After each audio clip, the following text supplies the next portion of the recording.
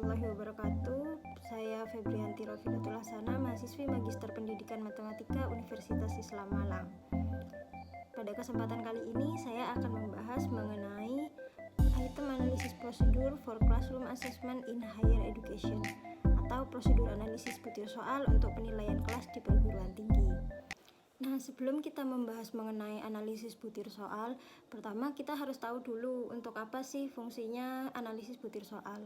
Nah, jadi dalam mengembangkan sebuah tes ada beberapa hal yang dilakukan.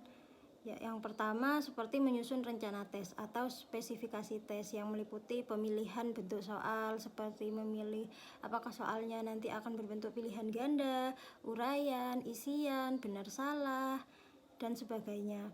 Kemudian yang kedua itu ada analisis item atau analisis butir soalnya. Yang ketiga terkait penilaian.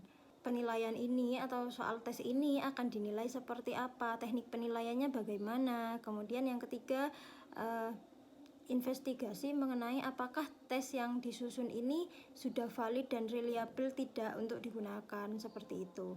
Nah, yang akan dibahas kali ini adalah salah satu dari yang sudah disebutkan barusan, yaitu mengenai analisis item atau analisis butir soal.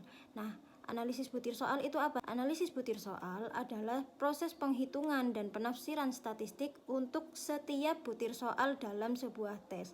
Nah, fungsinya untuk apa? Fungsinya untuk menilai kelayakan suatu soal tes, apakah soal itu sudah layak atau belum, kemudian untuk mengetahui apa kelebihannya, apa kekurangannya, apa yang perlu diperbaiki, seperti itu. Nah, kemudian analisis butir soal ini biasanya dilakukan pada jumlah sampel yang besar dan dilakukan pada tahap pengembangan tes, biasanya saat uji coba atau uji coba lapangan. Jadi sebelum tes itu kita gunakan, sebelumnya kita harus diuji cobakan. Dari uji coba itu kemudian kita analisis soal-soalnya untuk mengetahui soal ini sudah layak belum, kurangnya apa, seperti itu. Hasil dari analisis butir soal ini dapat kita gunakan untuk mengeliminasi atau membuang butir-butir soal yang bermasalah dari tes tersebut. Atau mungkin beberapa butir soal dapat direvisi sebelum akhirnya digunakan kembali dalam tes tersebut. Nah, memang untuk analisis butir soal baiknya menggunakan sampel yang cukup besar. Namun, pada kelas yang kecil sekalipun analisis butir soal informal dapat dilakukan. Karena meskipun sampel siswa yang kecil dapat menghasilkan statistik yang tidak stabil, tapi sampel kecil ini dapat dan harus dipertimbangkan dalam interpretasi hasil, karena itu juga berguna untuk mengetahui mengenai butir-butir soal yang telah disusun sebelumnya. Terdapat 3 poin utama yang akan dibahas mengenai analisis butir soal kali ini. Yang pertama adalah statistik butir soal praktis untuk penelaahan butir soal di kelas. Yang kedua adalah mengidentifikasi butir-butir tes yang berpotensi bias, dan yang ketiga adalah contoh beberapa software yang tersedia untuk membantu proses analisis butir soal. Nah, pada poin yang pertama yaitu statistik butir soal praktis untuk penelaahan butir soal di kelas atau practical item statistic for classroom item review. Nah, di situ juga ada 3 sub yang akan dibahas. Yang pertama mengenai statistik yang mencerminkan tingkat kesulitan butir soal atau tingkat kesukaran. Yang kedua, diskriminasi butir soal atau daya pembeda dari sebuah soal. Kemudian yang terakhir adalah keefektifan distraktor atau pengecoh pada soal pilihan ganda. Yang pertama adalah tingkat kesulitan atau kesukaran butir soal. Kesulitan butir soal didefinisikan sebagai kinerja rata-rata siswa pada suatu butir soal. Nah, sebuah butir soal itu biasanya dibagi menjadi 2, ada termasuk data dikotomis, ada yang data polimus. Nah, jika suatu butir soal diberi skor 0 untuk jawaban salah dan skor 1 untuk jawaban benar, maka butir soal tersebut disebut diskor biner atau diskor dikotomi. Dan skor rata-rata butir soal tersebut biasanya disebut sebagai nilai P atau P value. Nah, P ini adalah singkatan dari proporsi. Tingkat kesulitan butir soal atau p-value butir soal mewakili proporsi siswa yang menjawab butir soal dengan benar. Untuk menghitung dan menginterpretasikan nilai P atau p-value itu sangat mudah, tapi sayangnya statistik nilai P atau p-value ini bergantung pada sampel siswa. Contohnya, jika sampel suatu kelas memiliki kemampuan yang luar biasa bagus, statistik tingkat kesulitan butir soal ini tidak dapat digeneralisasikan ke kelompok siswa lain yang mengikuti tes pada periode berikutnya. Nah, sebenarnya itu tidak ada statistik butir soal yang dapat digeneralisasikan ke kelompok siswa lain kecuali kelompok lain tersebut memiliki kemampuan yang sama.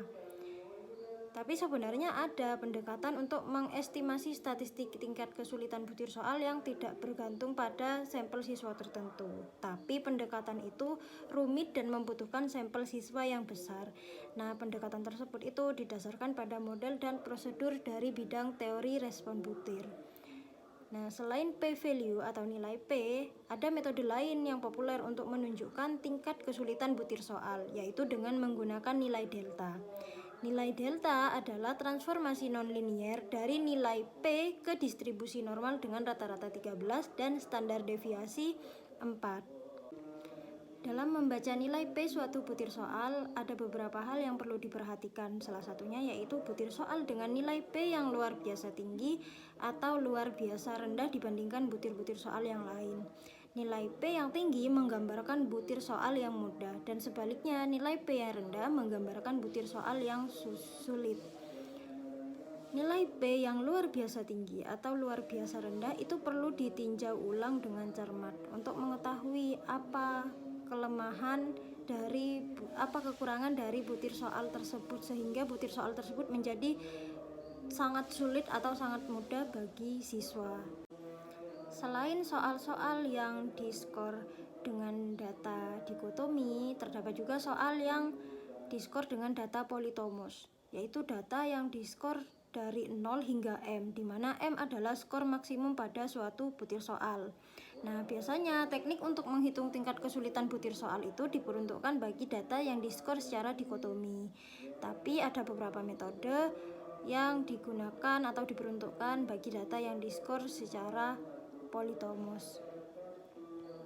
Nah, biasanya menggunakan serangkaian probabilitas yang terkait dengan setiap kemungkinan skor butir yang diperoleh dari administrasi butir. Nah, penskoran politomus ini sering digunakan pada butir soal dengan jawaban singkat atau jawaban panjang, atau yang disebut dengan butir soal konstruk respon. Untuk penjelasan lebih lanjut mengenai statistik kesulitan butir soal atau analisis kesulitan butir soal, baik pada soal yang diskor secara dikotomi maupun politomus, dapat dilihat pada tabel 20.1 berikut. Nah, untuk statistik nilai P atau p-value, nilai P ini kan kinerja rata-rata suatu butir soal untuk kelompok siswa. Nah, untuk butir soal dikotomi biasanya dihitung dengan membagi jumlah total jawaban benar pada suatu butir soal dengan jumlah total siswa. Kemudian yang kedua, ada nilai P dikoreksi untuk item yang tidak terjangkau atau butir soal yang tidak terjangkau. Nah, untuk tes di mana banyak siswa yang tidak menyelesaikan semua butir soal, nah, nilai P-nya itu dihitung dengan membagi jumlah total jawaban yang benar dengan jumlah siswa yang mengerjakan butir soal tersebut atau butir soal berikutnya. Yang ketiga, ada nilai P dikoreksi untuk menebak dengan distraktor yang sama atau pengecoh yang sama. Nah, kadang-kadang kan yang kita inginkan itu untuk menentukan berapa sih proporsi siswa yang dapat menjawab soal ini dengan benar tanpa menebak.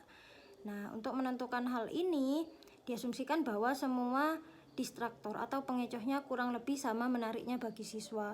Nah, untuk menghitung nilai P-nya bagaimana? Yaitu dengan membagi jumlah jawaban yang salah dengan jumlah distraktor dan mengurangkan nilai tersebut dari jumlah jawaban yang benar.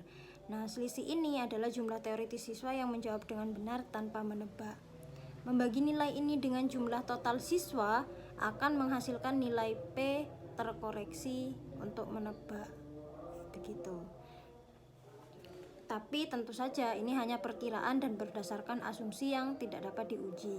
Kemudian yang keempat, ada nilai P terkoreksi untuk menebak dengan distraktor yang tidak sama. Kalau yang tadi dengan distraktor yang sama, maka yang sekarang dengan distraktor atau pengecoh yang tidak sama. Nah, Dalam prosedur ini diasumsikan bahwa proporsi siswa yang memilih distraktor yang paling menarik sama dengan proporsi siswa yang menebak dan mendapatkan jawaban yang benar. Oleh karena itu, nilai P-nya dihitung dengan mengurangkan jumlah siswa yang memilih distraktor terbaik dengan jumlah siswa yang memilih jawaban yang benar. Nah, kemudian nilai ini dibagi dengan jumlah total siswa. Nah, yang kelima itu yaitu dengan menghitung nilai delta. Seperti yang sudah dijelaskan sebelumnya, nilai delta adalah transformasi nonlinier dari nilai P ke distribusi normal. Nah, konfigurasi ini memungkinkan tingkat kesulitan dinyatakan dalam skala interval yang sama. Metode ini berpotensi mengurangi beberapa kebingungan dengan nilai P dengan menjauhi skala 0,1. Nah, selain itu, transformasi ini dapat membalik skala sehingga delta yang lebih tinggi diasosiasikan dengan butir soal yang lebih menantang. Jadi semakin tinggi nilai deltanya berarti butir soalnya semakin menantang, dinilai semakin menantang. Yang terakhir ada nilai P dibagi dengan bobot item atau bobot butir soal. Nah, ini biasanya digunakan ketika tesnya itu berisi butir-butir soal politomus seperti uraian begitu. Nah, nilai P untuk butir soal dengan skor politomus dihitung dengan membagi skor rata-rata pada butir soal dengan skor maksimum yang mungkin untuk butir soal tersebut. Nah, pembahasan selanjutnya adalah mengenai diskriminasi item atau diskriminasi butir soal atau daya pembeda butir soal, daya pembeda suatu butir soal. Diskriminasi butir soal biasanya diestimasi dengan korelasi antara skor pada masing-masing butir dengan beberapa kriteria yang diminati. Biasanya yang paling sering itu dengan skor total tes karena kegunaan dan kemudahannya.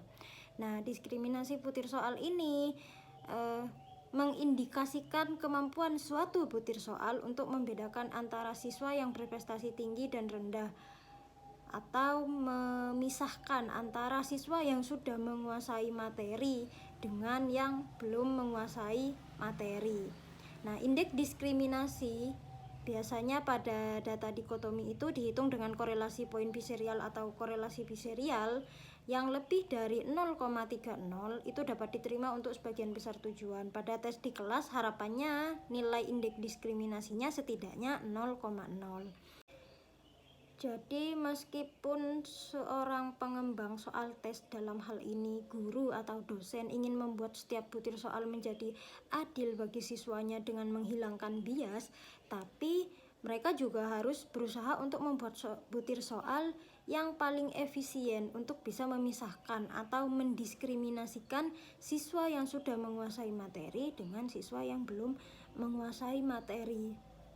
Oleh karena itu, ini juga biasanya sering disebut dengan daya pembeda. Jadi untuk membedakan antara siswa yang sudah menguasai dan yang belum menguasai materi. Nah, diskriminasi item ini biasanya disimbolkan dengan R. Untuk data dikotomi biasanya menggunakan korelasi biserial dan poin biserial. Perbedaan utamanya adalah antara poin biserial dan korelasi biserial. Kalau poin biserial ini memerlukan variabel dikotomi sebagai variabel yang benar-benar biner, sedangkan korelasi biserial mengasumsikan bahwa skor dikotomi hanya manifestasi dari kemampuan laten siswa dan di seluruh kelompok siswa. Kemampuan laten ini terdistribusi secara normal.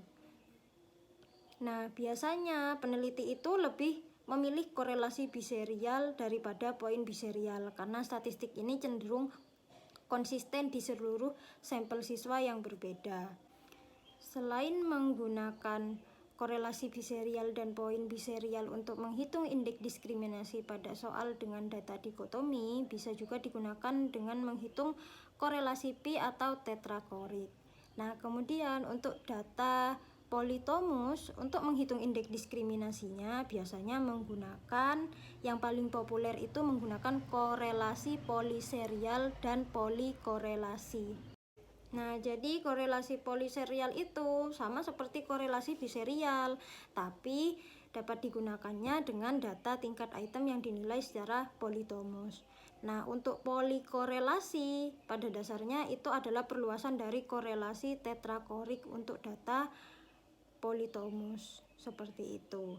Nah, terlepas dari korelasi mana yang digunakan untuk menghitung indeks diskriminasi butir soal, yang terpenting itu adalah datanya yang sesuai dengan teknik dan dipilih. Yang terpenting adalah kesesuaian antara data dengan teknik yang dipilih.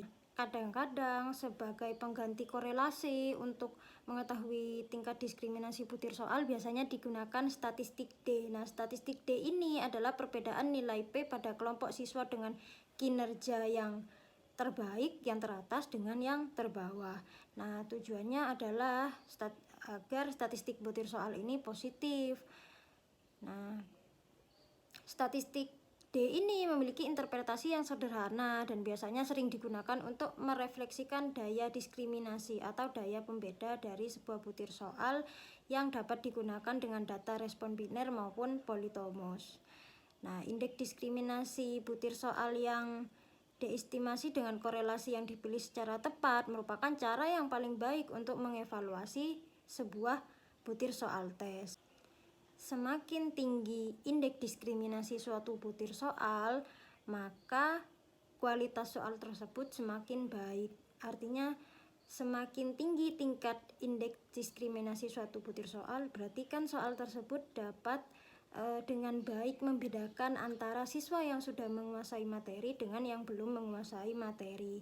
Nah, daripada butir soal yang sesuai dengan konten, biasanya butir soal yang lebih diskriminatif ini lebih disukai gitu.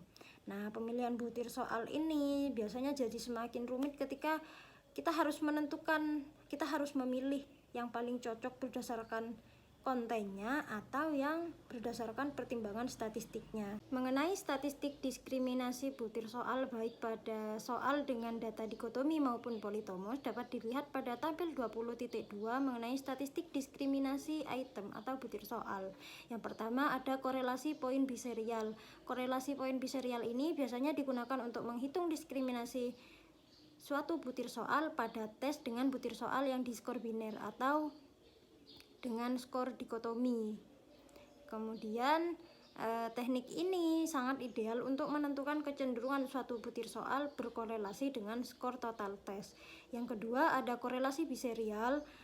Ini sama seperti poin biserial, yaitu digunakan pada data yang diskor biner. Nah, teknik ini mengasumsikan bahwa distribusi normal mendasari item yang diskor secara dikotomi dan statistik cenderung menghasilkan statistik diskriminasi yang lebih tinggi daripada poin biserial. Ketiga ada korelasi pi. Nah, teknik ini digunakan untuk menghitung diskriminasi butir soal dengan dua variabel dikotomi. Nah, statistik ini biasanya digunakan untuk menentukan kecenderungan item atau butir soal untuk berkorelasi dengan keputusan dikotomi yang lain seperti lulus atau gagal. Nah, korelasi ini tidak membuat asumsi apapun sehubungan dengan distribusi variabel. Ini hanya kasus khusus dari koefisien korelasi persen product moment. Dan yang keempat ada korelasi tetrakorik. Sebenarnya ini sama dengan korelasi pi, digunakan untuk menentukan diskriminasi butir soal dengan dua variabel dikotomi. Nah, statistik ini mengasumsikan bahwa kedua variabel yang diberi skor secara dikotomi terdistribusi secara normal. Karena tingkat kesulitan penghitungannya, biasanya untuk menghitung korelasi tetrakorik ini menggunakan bantuan software. Kemudian yang kelima ada statistik D atau D statistik. Nah, biasanya di statistik D ini siswa dibagi menjadi dua kelompok, siswa yang berprestasi tinggi dan siswa yang berprestasi rendah. Nah, untuk tes kecil biasanya separuh bagian atas dan separuh bagian bawah, seperti itu. Kemudian dihitung perbedaan proporsi siswa yang menjawab benar pada masing-masing kelompok siswa itu tadi. Pada statistik D ini untuk butir soal dengan daya pembeda yang tinggi, biasanya harusnya siswa yang berprestasi tinggi harusnya itu mendapatkan nilai yang jauh lebih baik daripada siswa yang berprestasi rendah, sehingga selisih yang dihitung akan tinggi. Nah, untuk butir soal dengan daya pembeda yang rendah atau bahkan negatif, yang terjadi itu sebaliknya. Kemudian yang ke 6 ada korelasi poliserial. Ini berlaku bagi butir soal dengan data politomus. Sebenarnya ini sama dengan korelasi biserial seperti yang sudah saya sebutkan tadi, namun digunakan pada butir soal yang diskor secara politomus. Nah, teknik ini mengasumsikan bahwa distribusi normal mendasari butir-butir yang diberi skor secara politomus. Kemudian ada korelasi polikorelasi. Nah, ini adalah modifikasi dari korelasi tetrakorik tadi yang pada soal butir soal yang diskor secara dikotomi.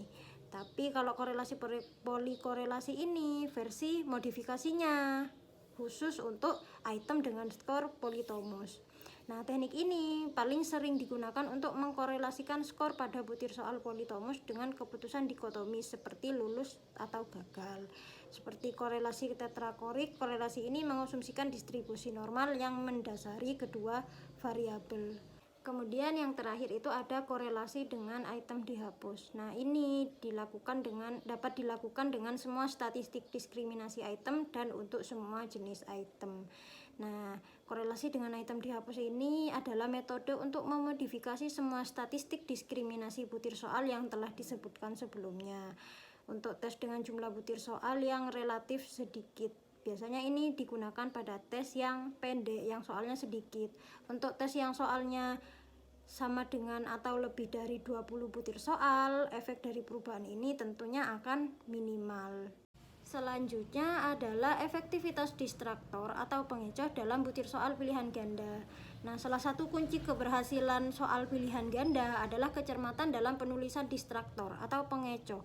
Jika suatu butir soal pilihan ganda berisi 2 jawaban benar atau tidak ada jawaban yang benar, atau jika distraktor atau pengecohnya tidak menarik bagi siswa, atau jika bagian soal memberikan petunjuk jawaban yang benar, maka butir soal pilihan ganda tersebut mungkin tidak memenuhi tujuan yang diharapkan. Begitu. Tentu banyak lagi kelemahan butir soal yang mungkin terjadi, dan ini seringkali dapat disimpulkan dari analisis informasi distraktor. Makanya distraktor atau pengecohnya pada pilihan ganda itu juga perlu kita analisis. Nah, mempelajari statistik yang terkait dengan jawaban yang salah juga penting dan dapat memberikan petunjuk tentang kemungkinan kelemahan dari suatu butir soal tersebut. Untuk menganalisis distraktor atau pengecoh dari suatu soal pilihan ganda, biasanya siswa itu dibagi ke dalam 2, 3, atau 4 kelompok. Biasanya yang dilihat itu misalkan dibagi 4, maka yang dilihat biasanya 1/4 teratas dan 1/4 terbawah. Jadi dilihat diambil 2 kelompok siswa dengan perbedaan yang ekstrim, yang satunya yang teratas, satunya terbawah. Semisal dibagi 3, maka 1/3 teratas dan 1/3 terbawah, seperti itu. Nah, alasan fokus pada 2 kelompok dengan performa yang ekstrim adalah untuk melihat bagaimana butir soal tersebut bersifat diskriminatif terhadap semua pilihan jawaban yang ada. Untuk butir soal yang disusun dengan baik, biasanya lebih banyak kelompok dengan performa terbaik daripada kelompok yang performa terbawah yang akan menjawab butir soal dengan benar. Nah, semakin baik suatu soal, maka biasanya kelompok dengan performa terbaik menjawab benar lebih banyak daripada siswa pada performa yang terbawah. Nah, untuk distraktor itu sebaliknya. Distraktor yang baik itu lebih banyak kelompok yang lebih dengan performa rendah yang memilih daripada kelompok berkemampuan tinggi dengan performa tinggi. Jadi distraktor atau pengecoh yang baik itu lebih banyak dipilih oleh siswa berkemampuan rendah daripada yang berkemampuan tinggi. Jadi kalau siswa yang berkemampuan tinggi yang lebih banyak memilih distraktornya daripada jawaban yang benarnya, maka kita perlu evaluasi, perlu diperbaiki, perlu revisi terkait pengecoh atau distraktornya. Nah, berikut ada 2 hasil analisis distraktor yang akan ditampilkan dari 2 butir soal. Nah, yang pertama ada soal siapakah penulis utama konstitusi AS. Ada 4 jawaban. Nah, itu N-nya 36. Ini siswanya dibagi menjadi 3 sehingga kelompoknya diambil 1/3 teratas dan 1/3 terbawah. Nah, dapat dilihat dari hasil analisis tersebut, jawaban benarnya itu kan yang C yang ada tanda bintangnya. Tapi siswa dengan performa terbaik malah lebih banyak yang milih di B bukan di C. Nah, sehingga evaluasi untuk pembuat soalnya atau evaluasi instrukturnya itu butir soal ini tampak sangat sulit. Statistik menunjukkan bahwa mungkin pilihan B yang benar bukan pilihan C, karena lebih banyak dipilih di B oleh grup atau kelompok 1/3 teratas. Faktanya pilihan B benar setelah dicek kembali, setelah dibaca kembali soalnya dengan cermat. Selain itu, sangat sedikit siswa yang memilih pilihan D. Berarti kan pengecoh yang D ini tidak cukup untuk mengecoh siswa gitu. Kok bisa sampai tidak dipilih sama sekali? Sehingga instrukturnya perlu membuat pilihan yang lebih masuk akal untuk D sebelum menggunakan butir soal ini lagi. Selain itu perlu direvisi kunci penilaiannya karena ternyata ada 2 jawaban yang benar begitu. Kemudian untuk item yang kedua,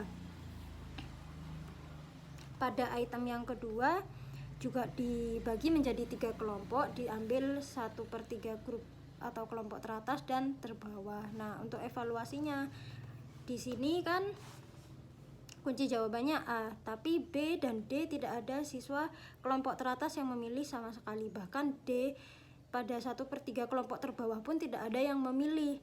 Nah, berdasarkan statistik butir soal ini pilihan A jawaban yang benar tampaknya berfungsi dengan baik. Namun, analisis distraktor mengindikasikan beberapa masalah. Yang C, lebih banyak dipilih 1/3 siswa teratas daripada yang terbawah. Yang teratas itu 25%, yang terbawah 8%. Nah, hal ini menunjukkan bahwa mungkin saja pilihan C merupakan jawaban yang sebagian benar. Kemudian yang D itu tidak dipilih oleh siswa manapun. Saya akan membuat distraktor yang lebih baik, begitu kata instrukturnya. Jadi harus membuat pilihan jawaban pengecoh atau distraktor yang lebih baik. Kemudian perlu memeriksa pilihan C untuk memastikan bahwa itu bukan jawaban yang benar, sehingga harus mencoba merevisi yang D sebelum soal ini digunakan kembali begitu. Nah, pada gambar yang sebelumnya, pada item pertama itu soalnya ini sulit bagi siswa karena nilai P-nya 0,08 dan daya pembedanya negatif, yaitu negatif 0,23. Artinya daya pembedanya tidak cukup baik. Artinya item atau butir soal ini tidak cukup baik untuk membedakan antara siswa yang sudah menguasai materi dengan yang belum menguasai materi. Poin selanjutnya yang akan dibahas adalah mengenai mendeteksi butir soal tes yang berpotensi bias. Nah, guru atau dosen harus khawatir tentang memasukkan butir-butir soal ke dalam tes yang mungkin tidak adil bagi beberapa siswa. Ada 3 cara umum untuk mengurangi atau menghilangkan masalah ketidakadilan atau bias dalam butir-butir soal tes. Yang pertama, guru atau dosen harus peka terhadap aspek-aspek pengembangan butir soal yang dapat mengganggu evaluasi yang adil terhadap siswa. Yang kedua, tinjauan yang lebih formal terhadap arahan tes, butir tes, dan rubrik penilaian yang terkait dapat dilakukan. Yang terakhir adalah metode statistik sederhana maupun yang lebih kompleks yang dapat diterapkan pada data tes tingkat butir soal yang tersedia. Maksudnya yang pertama itu gimana? Yang pertama kan tadi peka terhadap aspek-aspek pengembangan butir yang dapat mengganggu evaluasi yang adil terhadap siswa. Nah, maksudnya itu guru atau dosen itu dianjurkan untuk memikirkan keragaman siswa yang ada di kelas mereka. Apakah penggunaan kata-kata dalam situasi tertentu akan membuat kelompok siswa dalam kelas merasa tidak nyaman dan membuat mereka lebih sulit untuk menunjukkan prestasi mereka begitu. Jadi guru atau dosen perlu memikirkan itu tentang keberagaman siswanya seperti itu supaya tesnya itu adil bagi semua siswa yang ada di kelas itu. Kemudian pendekatan yang kedua itu lebih formal dan mungkin melibatkan penggunaan checklist atau daftar periksa, dan juga mungkin perlu melibatkan reviewer tambahan untuk memberikan komentar pada butir-butir tes dan rubrik penilaian yang disusun.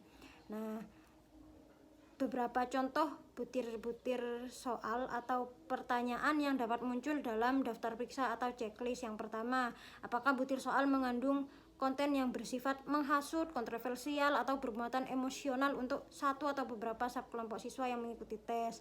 Kemudian yang kedua, apakah butir soal mengandung bahasa atau materi yang merendahkan atau menyinggung satu atau beberapa subkelompok siswa. Yang ketiga, apakah item tes mengacu pada budaya tertentu yang dapat menempatkan anggota dari satu atau lebih subkelompok pada posisi yang kurang menguntungkan. Kemudian yang keempat, apakah butir soal mengandung kata-kata yang memiliki arti yang berbeda atau tidak dikenal oleh subkelompok siswa yang berbeda. Kemudian yang kelima, apakah format atau struktur butir soal tes menyajikan masalah yang lebih besar bagi siswa dari beberapa latar belakang dibandingkan yang lain. Jika guru atau dosen memiliki lebih dari 100 siswa di kelas, maka dimungkinkan untuk melakukan analisis empiris untuk menghindari potensi bias seperti yang ditunjukkan pada gambar 20.3 sampai 20.7 di slide ini ya. Nah, di sini kelompok-kelompok yang berkepentingan perlu diidentifikasi, misalkan laki-laki dan perempuan. Nah, kelompok yang diperkirakan tidak memiliki masalah disebut sebagai kelompok referensi, sedangkan kelompok yang mungkin dianggap kurang beruntung disebut kelompok fokus atau focal group. Nah, pelabelan kelompok ini tidak menjadi masalah selama arah temuannya dipertimbangkan ketika menginterpretasikan hasilnya. Kemudian berdasarkan nilai tes keseluruhan, siswa ini di setiap kelompok dibagi menjadi subkelompok berdasarkan nilai tes total mereka. Contohnya, misal ada 5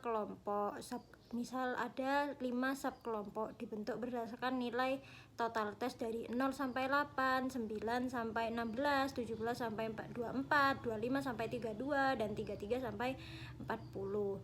Nah, dalam interval nilai tes, kelompok referensi dan kelompok fokus diasumsikan cocok dalam hal nilai tes mereka. Nah, mungkin terdapat perbedaan yang besar antara kelompok-kelompok tersebut pada skor total tes. Namun dalam setiap interval skor tes, kelompok referensi dan kelompok fokus atau kelompok vokal memiliki kesamaan yang erat dalam kinerja tes, sehingga setiap perbedaan dalam kinerja harus disebabkan oleh beberapa fitur dari butir soal tes yang tidak terkait dengan konstruk yang diukur oleh tes tersebut. Nah, di gambar 20.3, kelompok fokus menunjukkan kinerja yang lebih rendah secara konsisten dibandingkan dengan kelompok referensi di seluruh interval skor tes. Nah, ini tidak diharapkan karena butir soal tersebut ditetapkan sebagai div. Biasanya disebut uniform div atau uniform differential item functioning. Nah, sedangkan di gambar 20.4, 20.5, dan 20.6 menunjukkan apa yang disebut div tidak seragam dan harus mendapatkan pemeriksaan yang cermat sebelum diikut sertakan ke dalam tes selanjutnya. Berarti harus diperiksa, direvisi butir-butir soal tes yang dilakukan uji coba sebelum diikut sertakan pada tes selanjutnya. Nah, pada gambar 20.7 menunjukkan item tes atau butir soal tes tanpa div. Div itu differential item functioning atau dalam bahasa Indonesianya biasa disebut dengan keberbedaan fungsi butir soal. Nah, di gambar tersebut kan semakin banyak siswa yang berkemampuan tinggi menjawab butir soal dengan tingkat kinerja yang lebih tinggi daripada siswa yang kurang mampu. Tapi kelompok referensi dan kelompok fokus tidak menunjukkan perbedaan kinerja. Nah, keuntungan dari tampilan hasil analisis ini adalah guru atau dosen dapat melihat hasilnya secara grafis. Tapi kekurangannya adalah dengan sampel yang kecil, hasil tersebut dapat menjadi kurang stabil atau tidak stabil ya. Nah, tentu analisis yang ada di gambar 20.3 sampai 20.7 ini dapat dilakukan dengan sampel yang besar dan kecil, tapi akan lebih bermakna jika sampelnya lebih besar.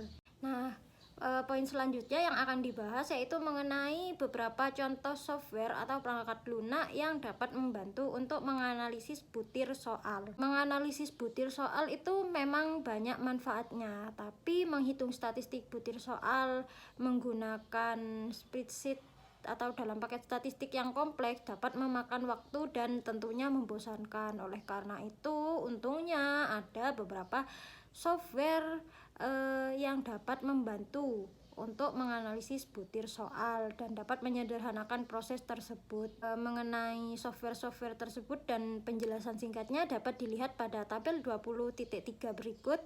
Ya, yang pertama ada Classical Item and Test Analysis Spreadsheet atau CITAS, yaitu cara yang baik untuk mulai menganalisis butir-butir tes bagi siapa saja yang merasa nyaman bekerja dengan spreadsheet seperti Microsoft Excel dan OpenOffice. Nah, CITAS ini spreadsheet khusus dengan formula yang diprogram untuk menghitung tingkat kesulitan dan daya pembeda soal. Kemudian tes reliabilitas, analis dan juga analisis pengecoh atau distraktor. Nah, ini bisa digunakan di Windows, Mac dan juga Linux. Nah, jenis butir soal untuk software ini hanya butir soal yang diskor dikotomi. Program CITAS ini mudah digunakan dan ditargetkan secara khusus untuk ujian kelas skala kecil. Nah, CITAS ini terbatas hanya tidak lebih dari 50 butir soal tes dikotomi dan tidak lebih dari 50 siswa. CITAS ini juga gratis. Kemudian yang kedua ada TAP, Test Analysis Program. Nah, TAP ini fungsionalitasnya sedikit lebih besar daripada CITAS. TAP melakukan analisis distraktor tingkat lanjut untuk menghasilkan report level siswa.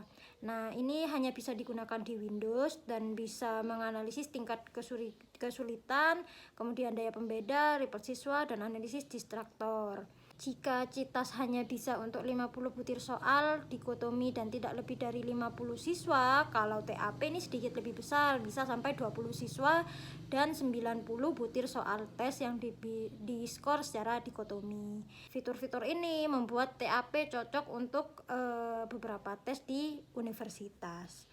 Kemudian yang ketiga itu ada Itemman. Nah, Itemman ini juga hanya bisa digunakan di Windows dan bisa menganalisis tingkat kesukaran, diskriminasi, reliabilitas. Tapi Itemman ini bisa tidak hanya untuk data yang diskor secara dikotomi, tapi juga bisa untuk yang polytomos. Itemman ini dapat menghasilkan tampilan grafis dari total tes dan statistik butir soal. Ini lebih besar lagi daripada TAP atau TAP tadi. Nah, Itemman ini untuk 750 butir soal dan tidak membatasi jumlah siswa. Yang keempat ada Gmetric. Nah, program gratis dan kaya fitur yang mampu melakukan analisis butir soal untuk Windows, Mac, juga Linux. Nah, di Gmetric ini fiturnya lumayan banyak ya, ada tingkat kesukaran, daya pembeda atau diskriminasi, reliabilitas, konsistensi keputusan, kemudian differential item functioning, kemudian banyak prosedur lanjutan lainnya. Kemudian ini untuk data polytomos dan juga dikotomi. Kumpulan fitur Gmetric yang ekstensif ini berarti bahwa Gmetric dapat membingungkan pengguna yang belum berpengalaman. Tapi kumpulan fitur ini juga memungkinkan para guru atau dosen untuk melakukan analisis yang lebih rumit seiring dengan berkembangnya minat dan tingkat keahlian. Yang kelima ada DIFAS, DIFAS atau Differential Item Functioning Analysis Software atau paket analisis div yang mudah digunakan untuk Microsoft Windows. Jadi ini hanya khusus untuk div saja gitu, untuk statistik div untuk beberapa metode populer. Nah, ini untuk data polytomos dan dikotomi. Tapi meskipun perangkat lunak ini tidak menyediakan informasi analisis butir soal yang terperinci, perangkat lunak ini mungkin ideal untuk guru atau dosen yang tertarik untuk mendeteksi butir-butir soal yang berpotensi bias. Yang terakhir adalah Laboratory of Educational Research Test Analysis Package 5. Nah, ini program analisis butir soal yang sudah lebih canggih dan dapat digunakan dengan Microsoft Excel. Nah, software ini itu mampu menghitung nilai analisis butir soal standar serta differential item functioning, analisis distraktor, kemudian analisis kesamaan respon. tingkat kesukaran. Ya, seperti yang tertera di tabel ada 4 ya fiturnya: tingkat kesukaran, diskriminasi, diff, dan analisis distraktor. Software ini itu sangat fleksibel dan kuat karena mampu menangani hingga 10.000 butir soal dan lebih dari 1 juta siswa. Tapi program ini tuh tidak sesuai dengan kebutuhan sebagian besar guru atau dosen, tapi mungkin menarik bagi beberapa guru atau dosen lainnya. Sekian penjelasan saya mengenai prosedur analisis butir soal untuk penilaian kelas di perguruan tinggi. Berikut di slide terakhir saya cantumkan mengenai referensi